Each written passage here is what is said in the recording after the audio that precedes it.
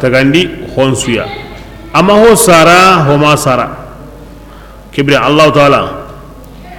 alimun tuwananyani honsu ko mantenga kiani Allah hinchaninga ati kibri Allah na kammo kibri nga limmi ganta ma yakenta ma kapalle mantai kin jabu ahin chanani wa sha'nuhu khalaqa kull shay ala honsu taga wa huwa bi kulli shay'in alim aw honsu ay mikena hinchaninga sha'bu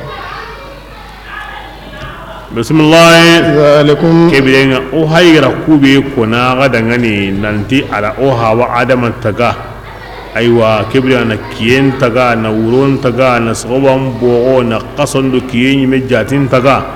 awanna gamundi awa lemmu awa no kandati sanenga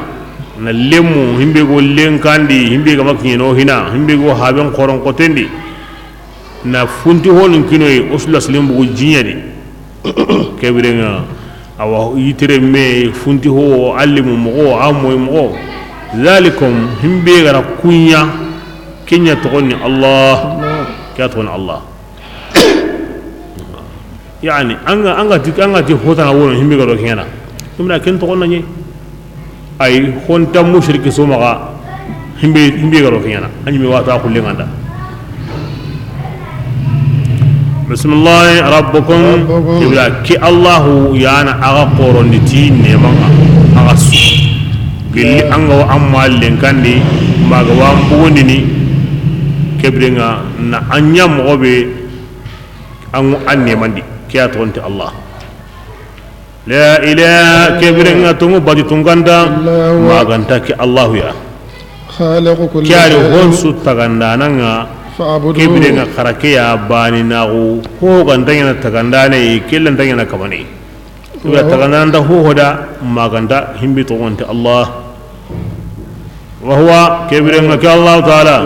ayani tagandana nga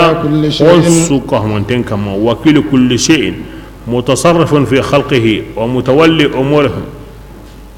khonsu wakilina yayi khonsu bisanana yayi khonsu gikena yayi kebire himbe ngani wajibi nga na batiye ngemundi na dehundi abane kama na hinsu kina bane ya bismillah la tudrikuhu al-absar kebire nga sterenati kebire ngira ya rentai naam tongu ko ngata nda gollu ngari himbe hega ko mpakrenda wari ko horda kunya na maganta awa Allah ya illa kapana ngatu tigi yo ko nandi ho hore Allah aranda kunya yo kebri an kinya renta ide na walli qamu ngamu ndana wari nya gani me nda gollu ku ko ni tunda famu sagai nyanda nan ta kuyma ake kebri ngan awa kebri nya gani sagai sa bismillah lil aqil akhiran tengama أن يستعيذ أن أنيدو تنغا أو تنغي منو الله مغا أنيدو تنغا الله يمن نقين دو أهري الله يمن أنكسين ديكينا أنا مندا مغا أنا خير نياندا أنا بطين مندا دا همبي كان جيدين تا كبا تي الله يعني وكيلنا أنا هيندين كتو baka Allah tanama Allah ti yani wakilu ma ho hodu ma ho nya ho sabuda angale ho nya na khairi su bonesu ma ho du sala sumaka annahu alwakil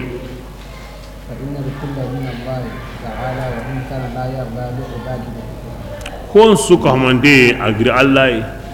ga amadu ngi ko mun konida kahira kuma ngol kahirin ni kahira wa agri yayi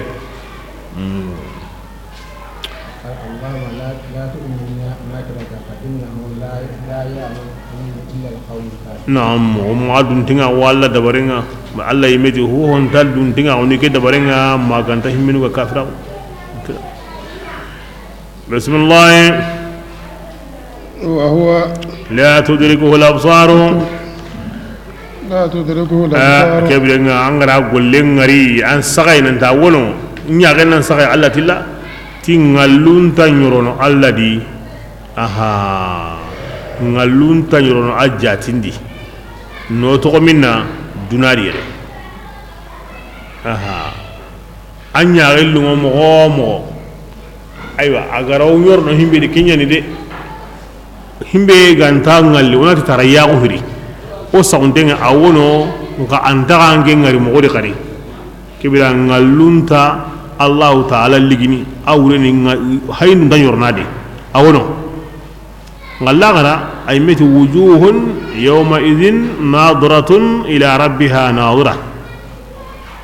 atillagara ko tayagu yagallaqu wono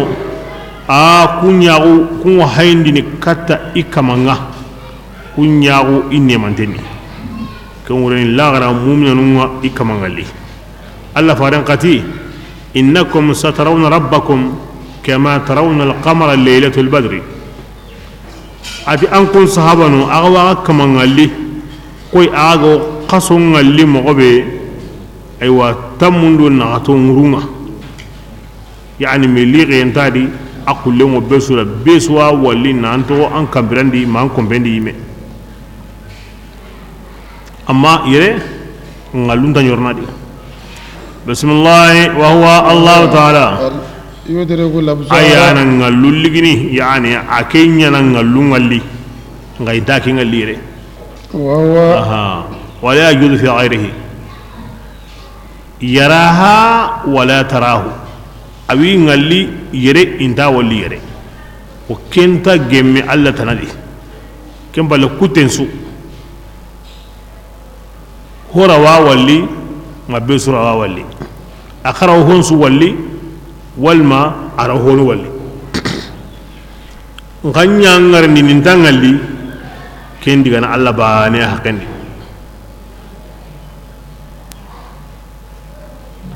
بسم الله وهو كبرنا من صابر أغنتانغلي يره أتى الله تعالى التي أمو مونتين يعني تيبي سانونا الخبير ينغانا يعني تيبي سانونا ahine aw honsu ko mantendi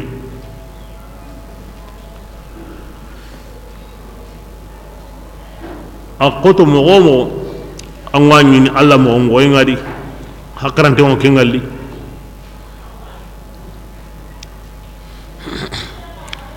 nganantim alla walillakhira anta walli dunadi kana sunna dun kono madhhabinga أما المعتزلة وأهل السنة إمن قال لا تسنة أيوة سنة دوغير مسوق كذي كندا كوي ننتي الله أنت ولي ياري هر لاغر أي الناس سبتين دي الله فرن كمين الناس سبتين دي أما صندمون الله وردنا دي كم ورين منيا شهود القلب له في كل شيء هذا مرمي وانسك من تندي annan shede Allah yi abani na unda Allah ni yinda kallan kago o kenwo kinni Allah kama khoruma kin digantenni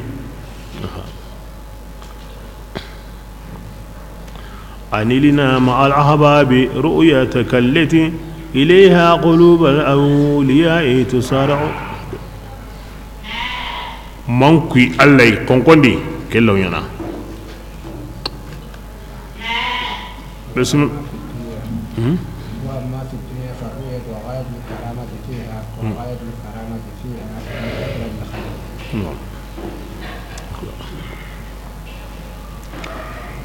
بسم الله قد جاءكم بصائر أباتي دل كل لانكم من ربكم أي وقل لها كمان فمن كبرين يمي بي أبصر أقرأ دل كين أرين تونغندي فلنفسه أي يمي ده أبراجي داخري ومن يمي بي عمي أغا هنكي بكا دل كي عليها أتوران أي يمي كما دي أسمنتاون دا أمسيبا وما بيهما تغلي الله تونيتي مني أما أنكتونو أي غري أما أنكتو نما أنكتو ما أنكتو بحقران تنغا تونو ننتي الله ونو banan lani ngada angati mingara wari ya rake mo ko ay kellan tanga yere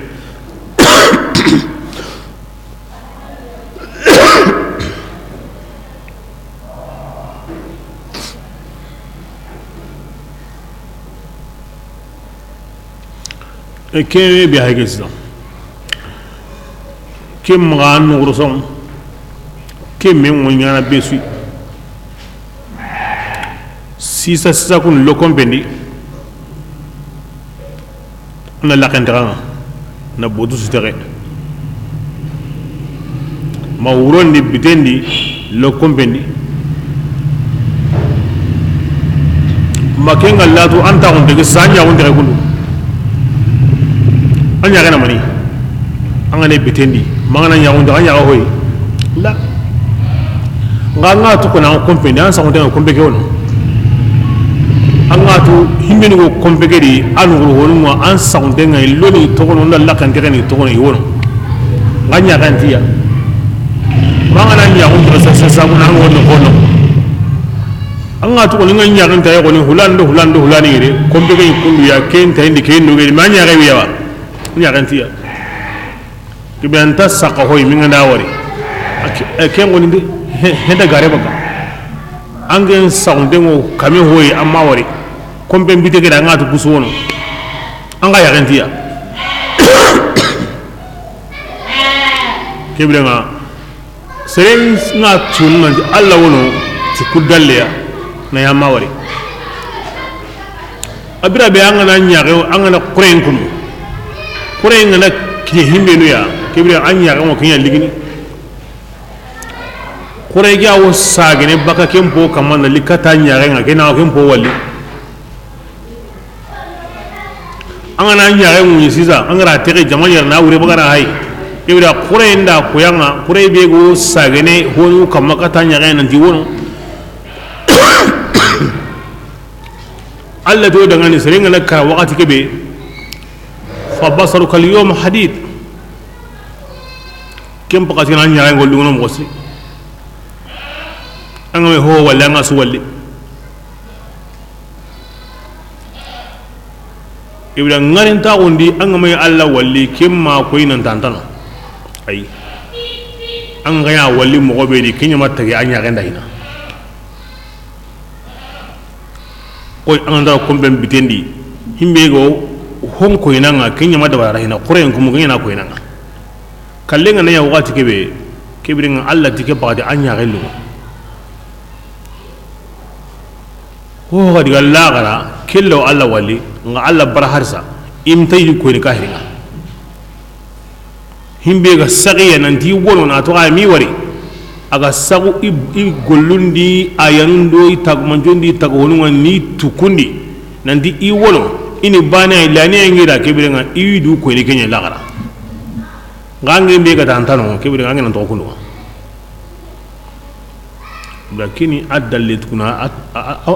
afame kuna ni anga wa tunu mo wona sagai nanti hongono na to anya gentai bismillah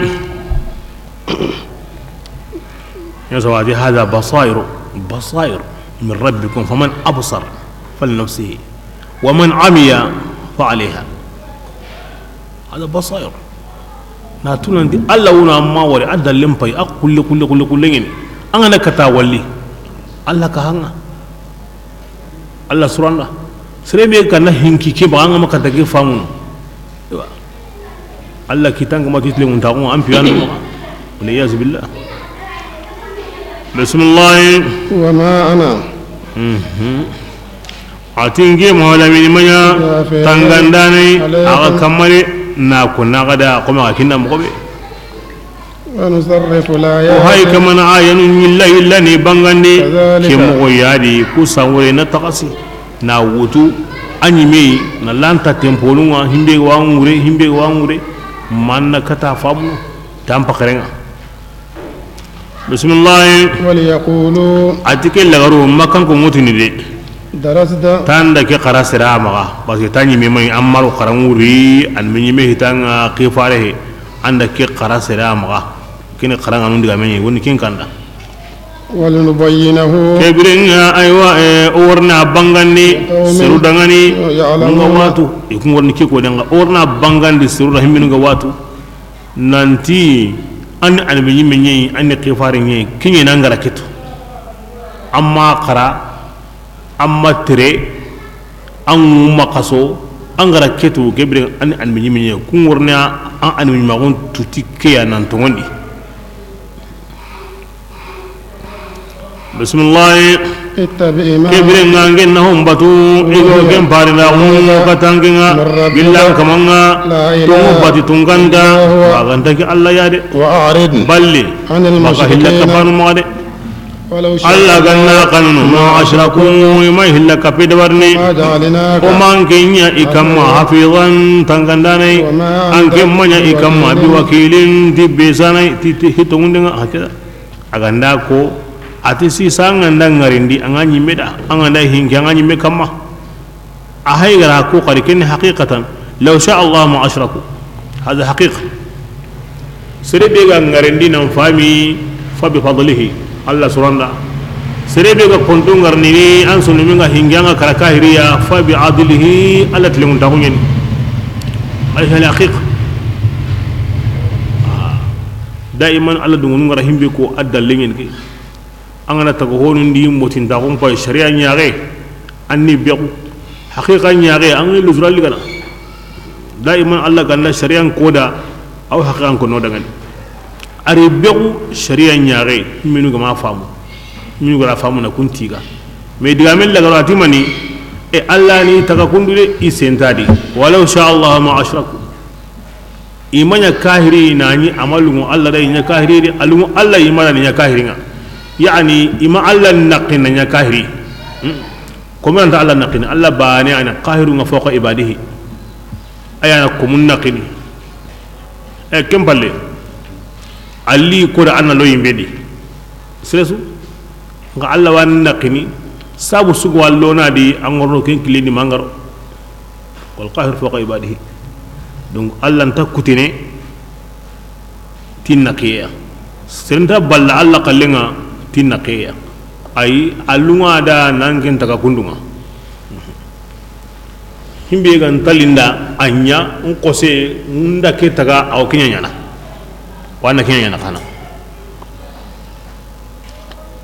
kullun lima khalaqa lahu muyassar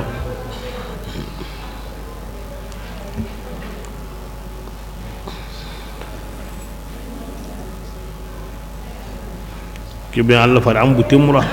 anya halina hila kapawon pi burunko ni hare kutiyanko akmana Allah fayam akmana awadiga mun ka himinu ga butimura na maga becanditiya maga ampalle hayya himbiga kanda digaro kembate hinna Allah ya maga bismillah ولا تسبوا الذين anti islamno jaga sede kama yimmun ka bori nunka يدعون kahiru ngo bori nu be batro دون الله illi Allah tane kama ika فيسبوا الله man sawura aga da ka kahiru nu Allah kana عدوا ya dan tawo بغير علم intatu tambatu ehri ya dan tawo nyen pa komen aga ne Allah tu anta bori kayne tambatu kono Allah di ken ya dan tawo nyen وعلم السعادة wa وإلى علم السعادة ulagin taun tagmancho كل الصالحين kinyani Allah komo sirun kanu yenga والذنوب منهم nantinto Allah komo sirun wa kinyani komo sirakun tagmanjenga وتلاوة القرآن Qur'an qarangeni atagmanjenga وسهر الليل na wuron kasondi awa kenni annakamundi Allah ulagin taun tagmanjenga وما جاء na wuron kasondi manidi Allah mpindi ogren kinye وما جاء سبب العلماء nan tagut lalimunun tate kini ulagin taun tagmanjenga على قتل قلب sondo mogo mogo ye an sondo men kante he kini Allah kuma sura kun tagmanjenga ini hingu tu ini ti tainenga sondo kanta ko lalim nungu ta umbalago se surun kanum balago Qur'an karam balago na wi Allah kutenga kebirenga ku kan ulal ngi tan kana tagmanjenga wal iyaz billah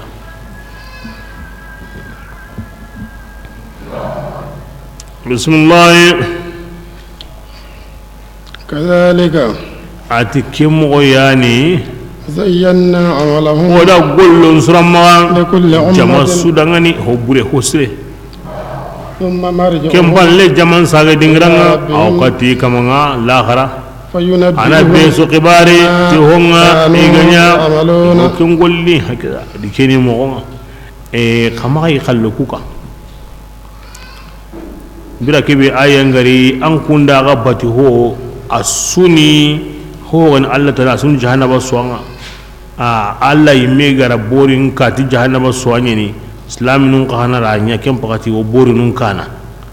hilla ka panu da me ka huma me nan de kebire nga indo borinun ka o kana Allah ka plasinga bai daiman kana fi makka hadis ke wakati makka bito hilli sikisu diga nkurumba wono ke wakati min ngalen do agollen kan kinyi iganda o borinun ka su o yimena yimi allanka Allah ayan kandi karatu kono borin bidi husre de aka inde sireni nga husre be gande hubure sar na himbe gan qora ngam busre to kono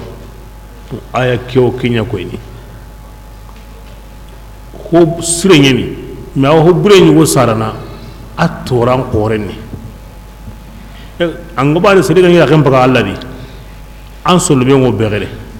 an ta to ni kharabada an to ngena Allah yo ay nga hino hinuri awo anya na burenyi ma hajum bondini an kumpini tokono sabu sirum pami na magari bono ngana na ken sabura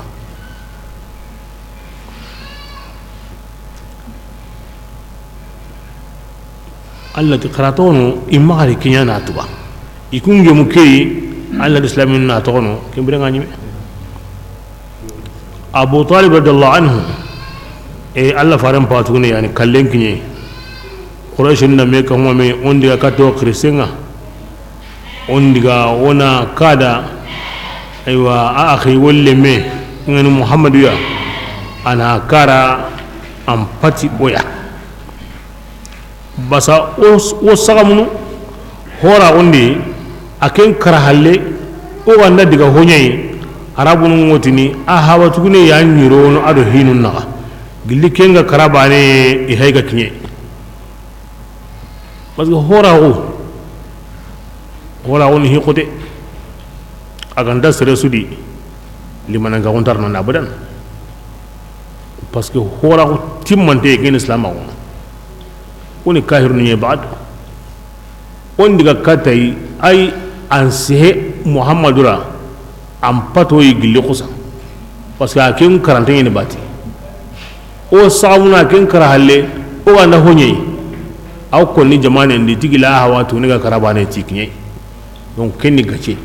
ken wuren mani an ana hoto no sere ngarinde akarante ngana ga wato ko awren kinye an ara hoto no sere ngarande a karanda nya anda langire magu anda kuta an ara hoto no an ngarinde hora un sawura akarante ngana wana ken to kono an ga ma to kono su anda kuta anda langire mago ku islami ken kota mi hora woni me diga mo ngen ken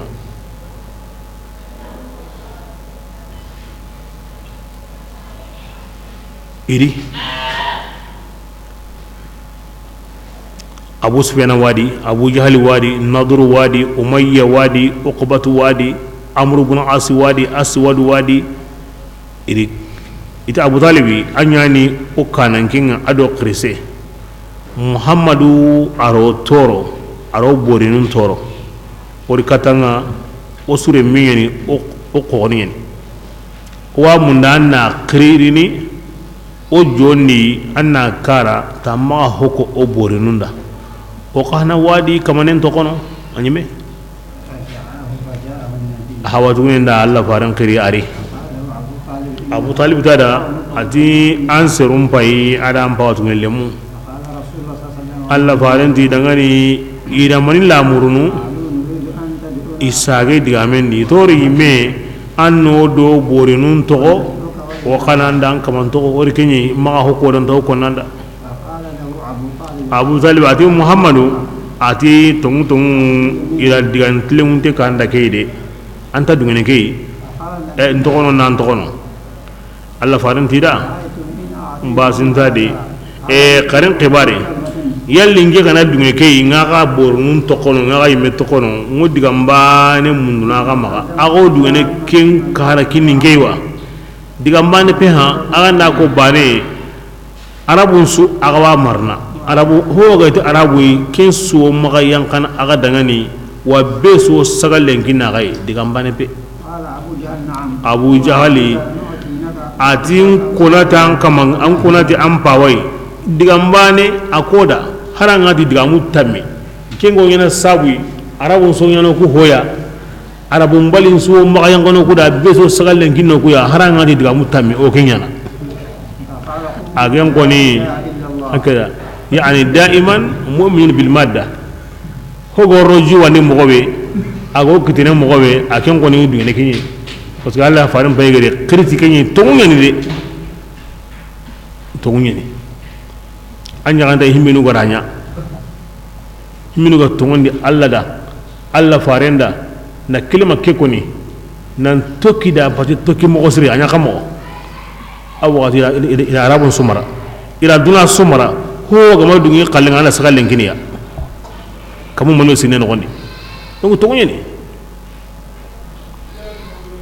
Allah faranti dengan ken kelima bani aqotini la ilaha illallah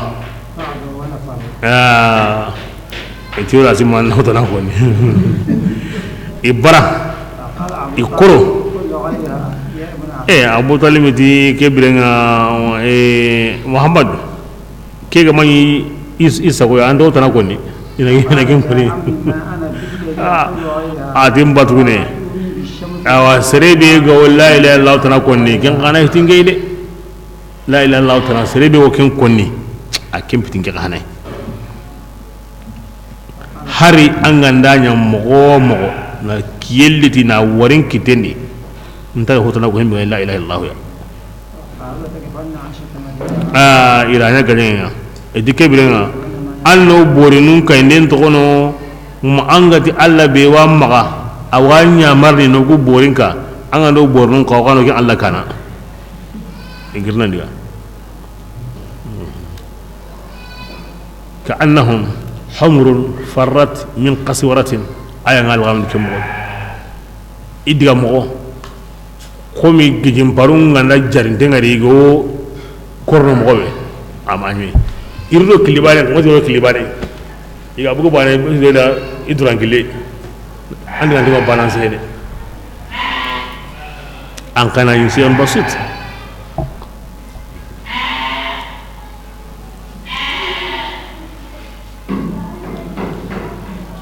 bismillah wa aqsamu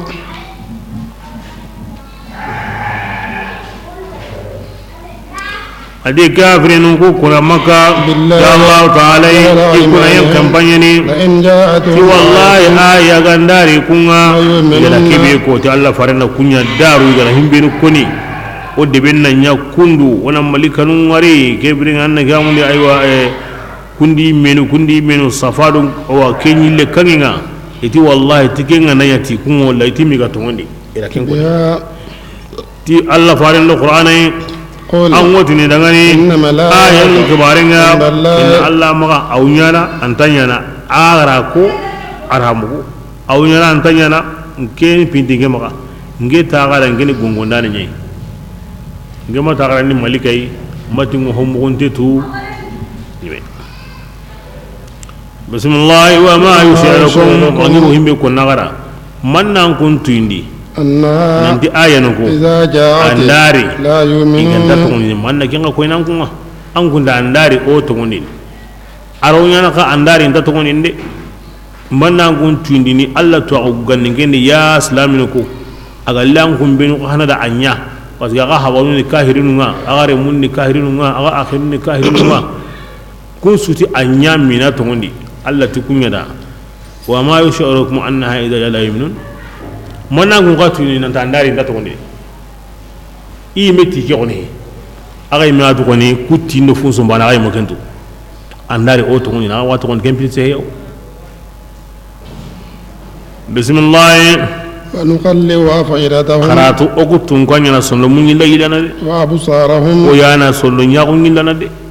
kama anya ganda misalen islamin ko mo gombe lam yuminu be igama to ngondi ti ku ayanu ya angu to ngondi ti himbe ya awwala ta hananga kebirin aronya na kari an kun gar himbe mu kunan to ngondi himbe ga nya ga joni aga to ngondi isura mu anyi su jondi mi alla dan kun sondo mun surondi an kun ligatay ara ku sondo mun yilla ba alla yani sondo mun yilla illa nananga Allah sallallahu alaihi wasallam ati sondo me awo arrahmanu durumun pilido me naka awa yilla na qomi mogobe gallada kibri an kun tongondi ti homugun ta kase ndo warnta kase nga aga sunyede mi alla de kun sondo mun yilla bakay kata abla sagay nan di imanti aga nyira famun hina igama tongondi tukui kibri nga hari himbe tananga na internet tongondi de basa kaba ko be go ko mona nya kinna ko ronda yime ngar himbe mundu yime e ho ko renga mangen tongondi am ko hotukune mundu kibri nga aga ngan kanu kenya a kan na kenya wure nanti alla na togono basa inda bare worne halaki kinya nyigan siri di dinanta alla na nya intogondi bismillah wa nadharuhum okhrawi toko yamahuna yu gere ne awi samta wondi de walau annana aganni oku tunganga oganna malikanu nyankandini kati ya koy gara ko mo ya malikanu nyanka inti an kalleni tungunga وكلمهم الموتى kurunga ni si halle ma gono ko mi gara ko mo be o sukki se man qosay yayi kinna ngundi anti la garan pini tungunye har kinga nanya allati وعشرنا كل شيء o ganna hon suka pameya makan kun kamma qibalan ewa kinni ya garangallenga hon wa qarna qubulan jama ina hon su wari jama mina hon su wari yagenga haro ganda kensu nyade allati ati kuye mo manya li yuminu nan din to ngondi de iwatu itwa ko ganni ngendi igara himbe ko kinga ndanya wa aziyada na hoka hay kunta to ngondi kinga ganna ya mato gonde bane yo halakini bismillah illa an yasha Allah Allah nda himbe to ngonden kanu kinyan to ngondi ni ayal liyenta siki komengo to ngondi an kun to ngondi ayan kina gai ko konto meya kuriya ngondi malika an se hidaga bate kemanyo walakin aktharuhum qasirun fogabin yajhaluna intakitu nanti alla ganda kanu himbe da kenyan to ngondi ni agama kanu himbe da fala bismillah waj'alna aduwwan okutun ganda konniya kemo goyadi alimi me sudangani koy ogara annaki hamul konnu nyang kada mobe shayatin al-insi sirin shaytan wal jinni alu jinnan shaytan kunyan animi men su konne komi an kana konnungo kende mobe an kara an dibendi an pawankandi duna bangazu sirin shaytan alu jinnan shaytan bismillah yuhi ba'duhum shaytan yugo iwo aywa tagman candini katamiya diga suram makantenga ururan kingi marasana ni buru to ko dade daiman hiyu e magabitendi si huyu e magabitendi isa ko dengo kenye daiman ina serun diga munya gillana na Allah ko serun diga mu facari aywa him impostre inda kengalle diga men bambure ar golle bambure iya kana kenye daiman ina kenya haram paroni ni mema na ken so ma nan di kyaniyo anarro kyayo ase ke wurin kyayo wa ikunna hom bambure nya walli bokati so kenni igollega bismillah walau sha rabbuka ya rasulullah aw an kaman ganna kan ma fa'alu ma ke gollindi haqiqa iran ke golli bure agri allah ikati yade isenta de ya rasulullah itonunga idi golle burebe yo ke gollini idi gollen to ko me sirin shaytani obre allah komenti malik ibn dinar adi sirin shaytani yang koto jinnan shaytani nga bata jinnan shaytani anganda allah tange mundu ke ngabane na ayanun qara ke mo digana amma sirin shaytani a wurininga a wutlanin futu kata Allah kutainga wazali kati kebe gani jinnan shaytaninga ay ma kanu kemure kanu annan du tanga seren shaytan ne basa seren shaytan ne kunyi mera jinnan shaytanu la gahiyandi gollenga yime iti an kunnan tumme waya ga gundi na'am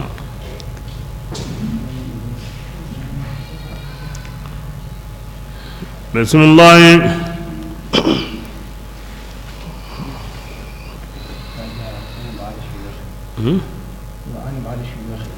suñu won wa ko ni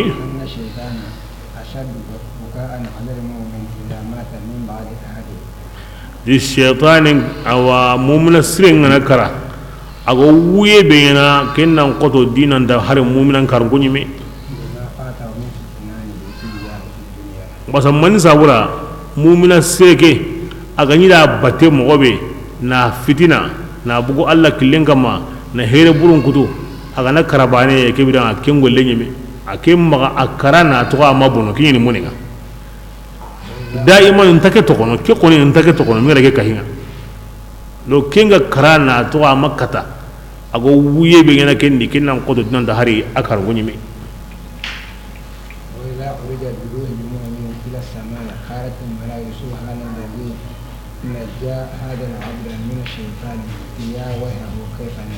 kebe kenya sawuni mu'mina sirin nyongi wara ko tanda kara malikan da wosigene kamundi aw gilli malikanun digan kannenga wotni senna ngo kamanya da koy himbi ga katta ke kisini ni shaytan ya aga ngira bate mo gobe shaytan gallengi ko ni hinne ngara lenki ala ke wunu kam ko ke mo ne be ga wari ke dimi be ga wari lengi ko ni ay ne ngodi nan site yande ndane de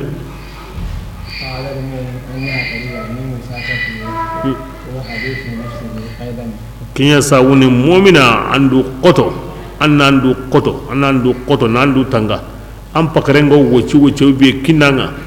aga wosse hube yankana nogoni andu tangi yede kaila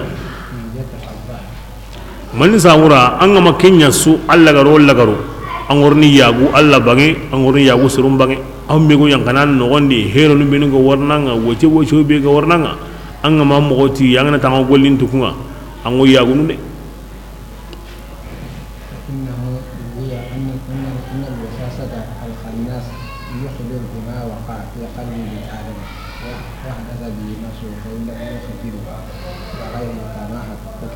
ya basana akuninte ngonanti iblis hare mebe gani woce ngollenga al khannas ko bure be go yankana Allah ko mislen no gondi de aw kusagara laga misruna tu hulanti kundu na nyamako kebira angana ko kedega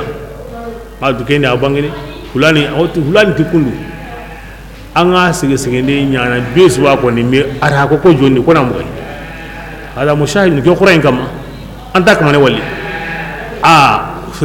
Allah wali gara ko ara ko awo ya subhanallah ko kon de su gare tumi o ta ga be o kinga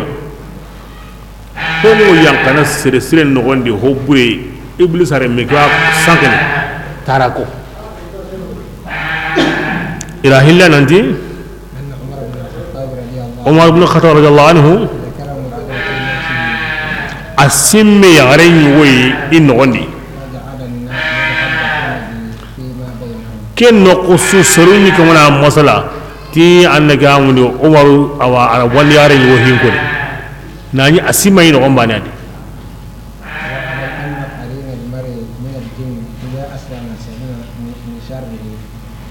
ya sabun haramare me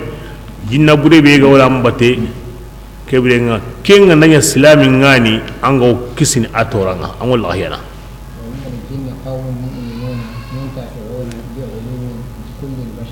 basana jinna ni wono munya nunyeni kebre nga hala mare ma ungo to ko stre su karna e ko ken karna wonna henen tay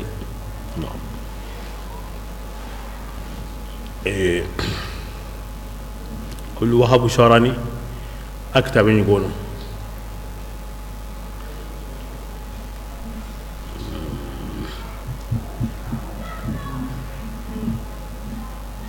التغني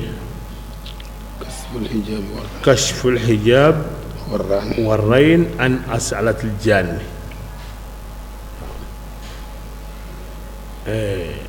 itirne au kama itirne baka ila papier ndo warna kine ari jabi jinna no ara tora na hijabun do sikambugu jinna nun tirne da kin ma siren ka bako alla gati jinna no alla faren fi kata jinna do sirenga al mu'tamidu alayh i worno yimbendi ikahirindi kutana alla kama yahi ma ko hadamare mu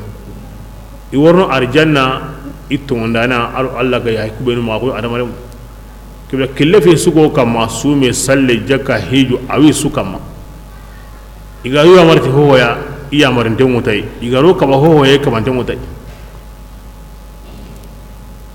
ebrenga iganta himbetu o be ganda ya tu wotirni fasalu ala dhikri in kuntum la ta'lamun o go mo su o ke mo di allah pindi ko siri nyangi akam pangi di o buri nyangi akam pangi di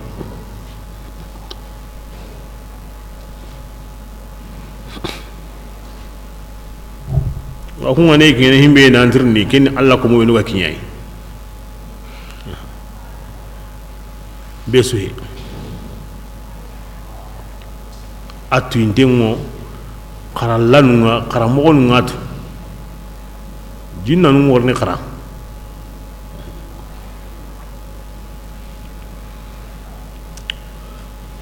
hoho oga wa karna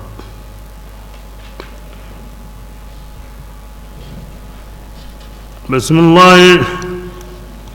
ولتسعى أفئدة الذين ko sabuda yemun sondo mun na mile kata idga marasanto kuya idga so maganto kuya la yu'minuna kunganda tongondini tila kharai wa kunna dungeti idga so maganto kuya ولا يقترفوا ما kunna hongolli awa shaytanuku مقترفون igo king ngollini haga ay meti ina saay kuno wala nyime ina riga tikin liga yenga ina lagam tikin lagam yenga jigi higa ndai na jiga tikin jigi yenga nani ama ko sele sura ina suroni me maka na harambarondi me maka na lungondi me maka o kome annandu tanga iblisai angana gike burengi kitam me islaminga manda rikati digame magulle ama ko amanya jinu be go kinga awa mundana kemba ne akini kuya bismillah أفأبغي حكما edi muhammadu makan ko keta kebirenga hiji go mo gowe walla da kasen yugo no wala kita nan kiri andal alungoni himbe osuna kenya kini diga mo kasen yugo edi kebiren odan kalleke ayga kenya gella kenya keta on tagu on daggem kem mo gobe di sire hana be gandari yani wa ma ona sire yugo akiri wa ma oy mega nagem himberi odi ona kenya o nagem ma mo gobe di kini tahkimu ona nya kem mo godi Allah rafare jabun ku faran ta na kinkida atimani abughi hakaman yallin gana kitana mundua kingan Allah tanai kinnan kiti ngida ganaga وهو الذي kin wuri wasin gida ntakenya na angun dinga tingawo abadu tingawo ndar ken wariya Allah ya ni kamaninga ada Qur'ana kitabin yang kandi katan kunga na walangala tungundu gare mbugumedi والذين yemmubenu ko gara kitabin gini kunga tu tigi nanti Qur'ana ay yang kantingo gillian kamanga bil haqqi tunga ya seri maganya de bil sikayi munga de ki kotan dani Allah farin makka Allah hayra ko kini hi mugunte nyina Allah farin tuindai tan takendi angenna kenya kembiranga kendi mani kendi nga kita lan posre kendi tuana ni kungor ni sheda na titonga akanya kemo godi nasara mumuri gabiri nambu buhaira nambu aywa na gam na ku gabe nambu habsha yahudiyan karam ko gabiri na litubi na koyna di Allah faran to nginni ni Qur'an Allah kitabun agabe bismillah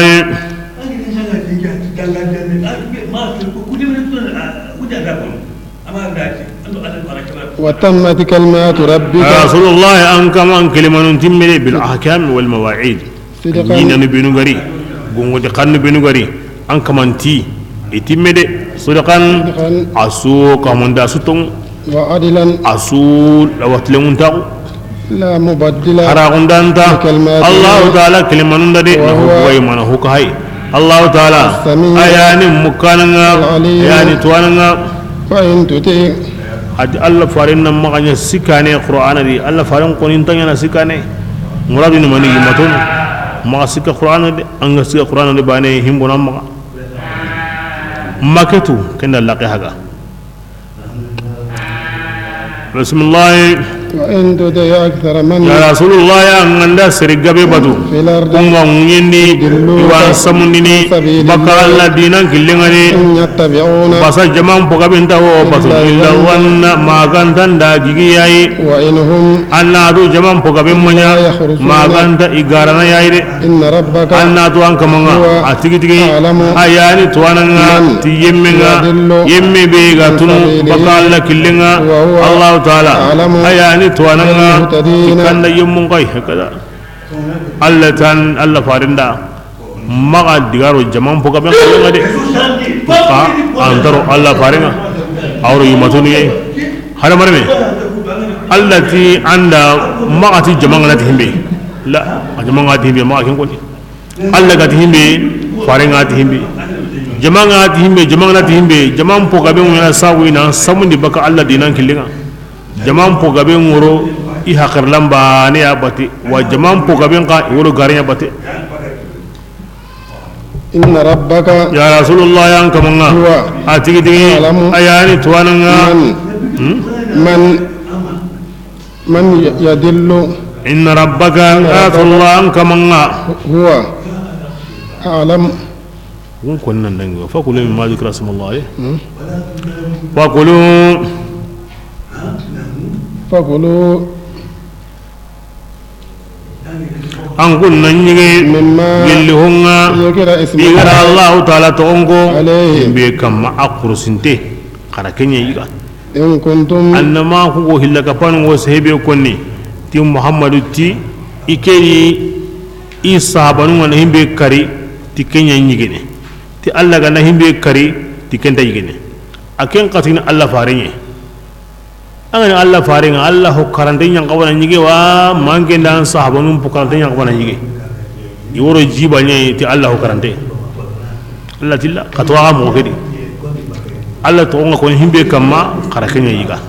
anda karati du yi kama yiga in kuntum gilla andanya mu'minina tungundanu ya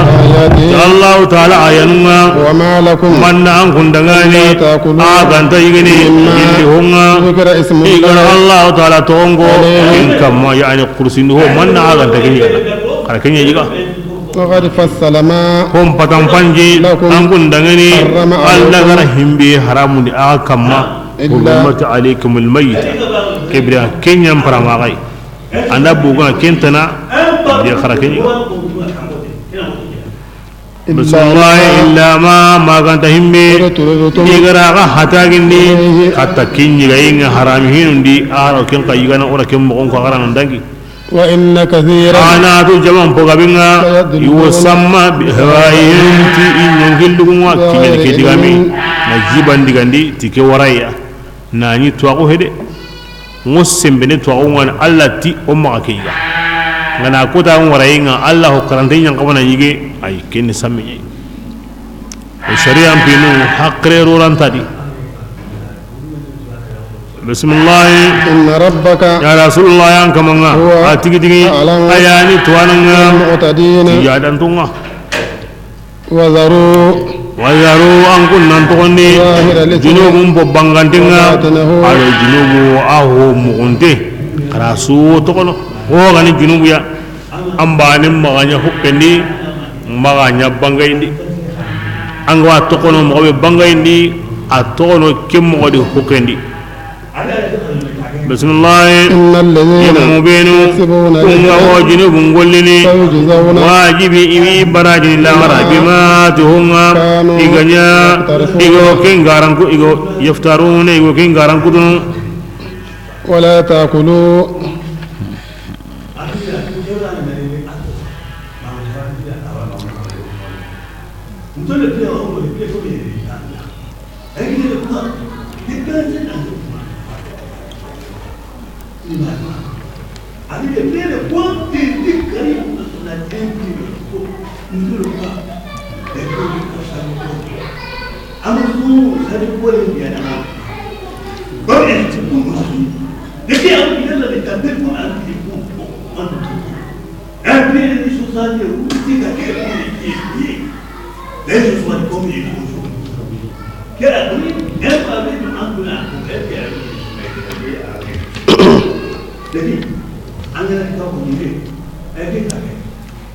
bismillah ولا تأكلوا ya seriyan ولا تأكلوا an kunna magayige مما billi honga لم يذكر اسم iga ma الله Allah ta'ala tongo عليه wa kin kamako imbiga karati duya ma kurusiti Allah ta'ala tonga kama kinyiga وإنه kin balandaro islamin gar himbe kurusi ammungu bismillah konninga antaro kinga shafi maga haranga nandu tubu islami na togono aw yigene be ko woni maga anga nda mungu aw yigene anga nandu tubu anda yigene bismillah وإنه annatu kinyiga yenga لفسق ko jibante kini dinamba kinyai وإن ana الشياطين lu shaytanunga iwa ngece bacindini إلى katta أوليائهم ibbe sanunga kulainan kun farangalle ma ko jiba ke khibarendi anti allah karande nyang kabana nyige dina ga kallega ken iblisa wahayinye katta awa ihin kamanunga ina keko na sago aga diga min kama wa ina ta'atumuhum aganda ibatu ke diga mini an إنكم kunyi min da mushrikuna agana hillaka pananga de wa hillaka pin maniya allah haramunte anga ken digandi allah digante anga ken param ni ken hillaka pin ba himbe gara haramun ni ken ga hiti allah anga ken digan kan kenya ken anda ken ko allah himbe gara digandi ken ga hiti allah anga ke allah haramin digani tiken kallege ken de anya hillaka pananga ba anda ken ngara allah batendi haramina ko aro digandi nde ken allah ba ne agolle ya zabura an la sirehu haram de haramun na allah ma haramun di man la sirehu digandi na allah da haramun di ken kan hillaka pe wanda ken kamanin ka hu allah idan ke golleri ken ani digandi nde ado haram na wa en tuana allah gara himbe nyam gobe na ko mo gobe on to ko kenyedi an kenya nyada himbe gani kenta nay nan kanu onandi jamanti kundu ay makana ke nya ko an wotini kundu kunna ken ko ni kenga ti allah kallenga bane ken to ni iblisa wahay kata iblisa walinunga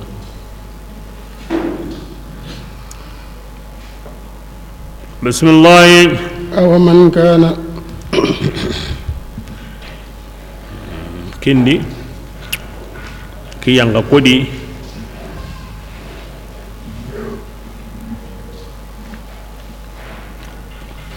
hosre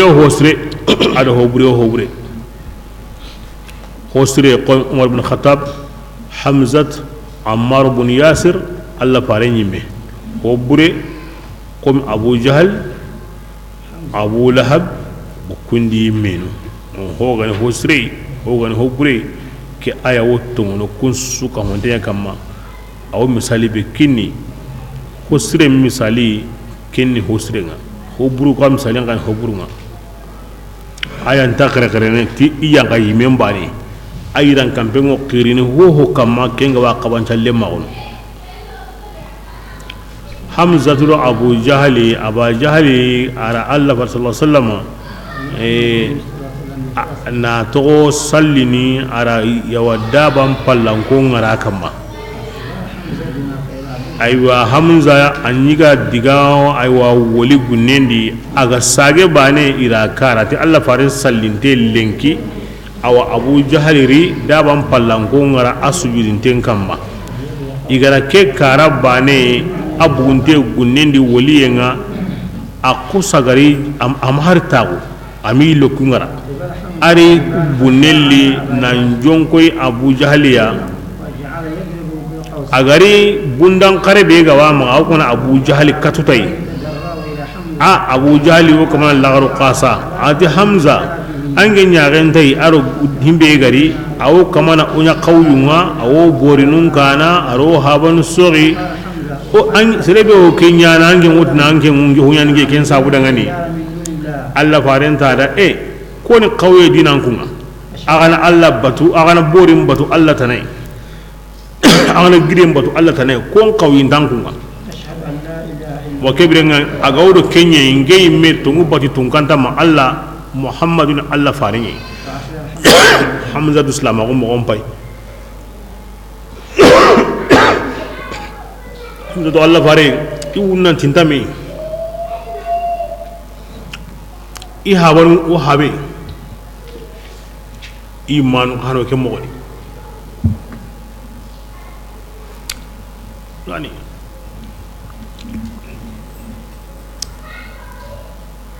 abu jahli dakran karantin hinsudi adaran kara Allah faran konda wannan ngi hakaya ara mangoya na tubu na sarallo ni maka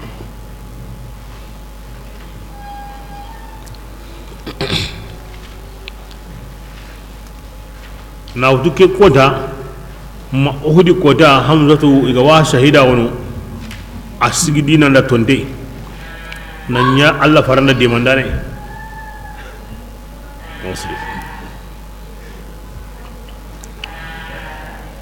بسم الله أومن الذي من بين مجيتان كين كرانتين غني تكاهرا أونغا الله غران غني تكاندا ينغا قوم هيمبنو غتوبي قوم همزة كاهرا أوني كلني غارين تاو كين كاندا ينغا وجعلنا له نورا ورا النور يعدغني يمشي أو ترني كم قريني أو سرني